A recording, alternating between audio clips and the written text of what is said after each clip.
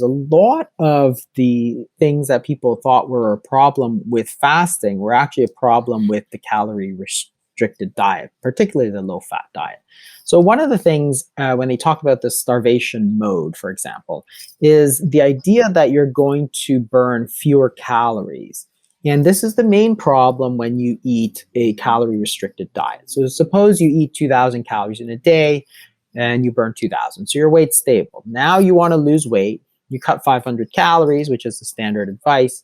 You go to 1,500 calories. The problem is, and you lose weight for a while. The problem is then your body quickly adapts and your body starts burning 1,500 calories. And therefore, if you're eating 1,500, burning 1,500, you're also not losing body fat. So your weight plateaus even as you stay on that diet. So people always say, oh, you're not following the diet. No, these people are following the diet. They're just not losing weight because their metabolic rate went down. And this is what happens in virtually every study of the calorie restricted diet. And there's been sort of hundreds for over the last sort of 50, 80 years of research. This always happens when you try to count calories. We know that. That's why there's like a 90+% failure rate in calorie reduced diets. Like you look at any study, those calorie restricted diets always fail in the long term for this exact reason. They studied it in contestants from The Biggest Loser, for example. Yeah. Same thing. These people all gained back their weight because their metabolic rate went down so much, and they're following a calorie reduced diet, of course. So then people assume that fasting does the same thing, but in fact, fasting does something completely different, which is change the hormonal sort of milieu in your body such that it doesn't have to. And this is the way it works. So if you look at fasting, so you can take people and don't give them any food for 4 days, and you measure how many calories they're burning on day 0 versus day 4. On day 4 of no food, they're actually burning 10% more calories than they did before they started fasting. And the reason is why, and it's because of the hormones. So as your body doesn't eat, your insulin goes down, but other hormones go up. And one of them is the sympathetic nervous system.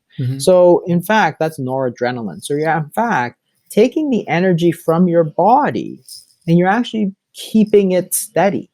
So it's simply a survival mechanism. Your body is switching fuel sources from food to stored food, because that's really all body fat is, and then giving yourself lots of energy. So think about it. If you're a caveman or cavewoman, and there's no food to eat, it's winter, there's nothing to eat. If your body starts to shut down in this so-called starvation mode, well, you die, because if there's no food today, you have less energy to go out and hunt or gather, right? So that's a vicious cycle. Day 1 is tough, day 2 is tougher, day 3 is tougher, eventually you're just dead. So our bodies are just not that stupid. So what the body does is it switches over and says, okay, now I'm going to get my energy from body fat. Okay, instead of food, I'm getting it from body fat. It's a storage. It's no different than anything else. And I'm going to pump up the amount of energy available in the system so you can go out and get food.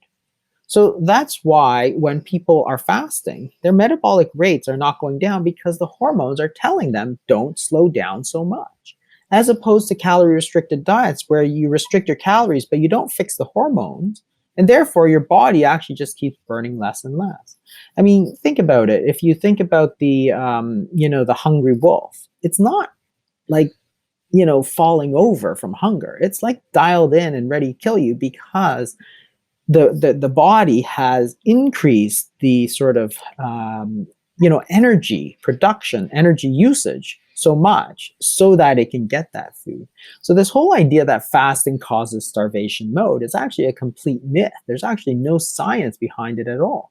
It's actually first year medical student stuff. Like any first year sort of physiology student could tell you that is not what happens, because you're actually increasing the energy in the system. You're pulling more out of the body. It's just where it's coming from, which is body fat. Now, if you have like 0% body fat, then of course that's not going to work. But if you have plenty of body fat, then yes, your body doesn't have to reduce the amount of calories it burns, and therefore you don't get this lowered energy expenditure. But what's the point of doing a 5-day fast? I mean, if you can get the same benefits, like what kind of benefits are you getting from a 5-day fast that you're not getting from if you do intermittent fasting or just do a 1-day fast every month? Like, why are people, probably as well as you, into these 5-day fasts? Just another option. It's actually a lot easier, honestly. It's easy to do. Easy. Well, it's easier if you're trying to lose weight. It's actually much easier to do a Yeah. longer fast. And I'll tell you that I'm gonna bet you that people in Hollywood like do this all the time. They just don't tell you because they Right. don't want. Exactly. It's like cheating, right? Yeah. So if you have like a red carpet coming up, I'm gonna bet that like 80% of the women and the men out there are going to be doing some form of fasting or very low calorie in the 5 to 7 days leading up to it, because they know that they want to look good on that red carpet, and then afterwards less people are going to care. So the reason it's easier is for two things. One is that you have to understand that when you get into this sort of fasting state, your body needs to shift over from using food as a fuel to using your body fat as a fuel. And it's the transition that makes it difficult. It's the hunger, right? Your body wants you to get food. The hunger actually starts to die down as you go into those longer fasts. So if you look at ghrelin, which is the hunger hormone, what you see is that with fasting, it sort of peaks between day 1 and day 2 and then drops. And so by the time you're at day 2, you're at like, oh, I can't do this. By your time you're at day 5, it's like, I could go on forever.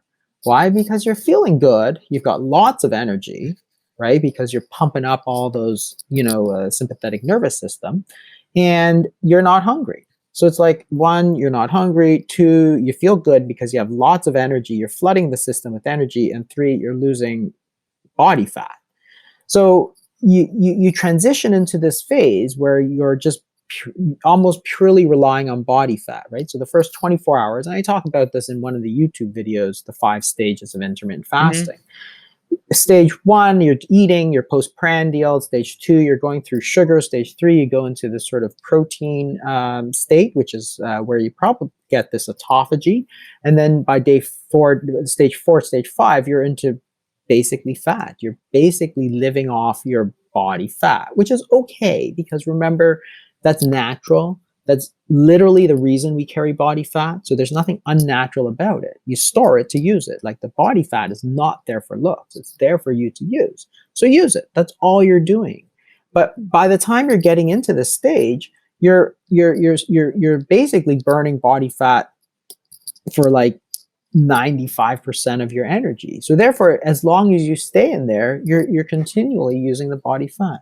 So therefore, it's much more efficient as opposed to doing 5 1-day fasts, for example, because then you're going to sort of refuel. Then you got to go through the stages, and then you refuel, and then you got to go through the stages. So by doing this, it's just a much more sort of condensed, effective way to do it. And it just represents another option for people. If you don't want to use it, don't use it. But if you do want to use it, you have something coming up, hey, it's a great option for you. If you come back from a cruise and you ate way too much food, well, it's a great option. You do a couple of days, you bring yourself right down, and then you don't have to feel guilty about all the dessert and overeating and the drinking and stuff that you did, because you've done something about it in a very concentrated period of time. Do you have, okay, but then once you start eating, we call that starving ourselves. We used to, until it became very kind of a fad and trendy to be doing fasts. I mean, a lot of people I know who are doing a lot of intermittent fasting, it's because it's a form for the eating less, right? You're skipping out of that, you're skipping that one meal, right? It's a way both to eat fewer calories, right? Right. Because calories is still part of the equation. It's just not the whole equation. Right.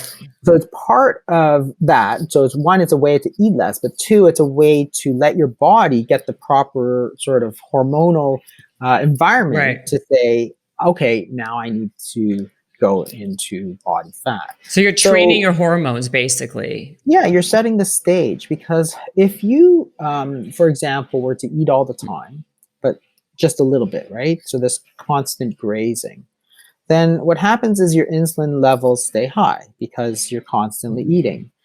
If your levels stay high, your body can't burn fat because you're constantly telling it to store fat, right? Hmm. You can't store fat and burn fat.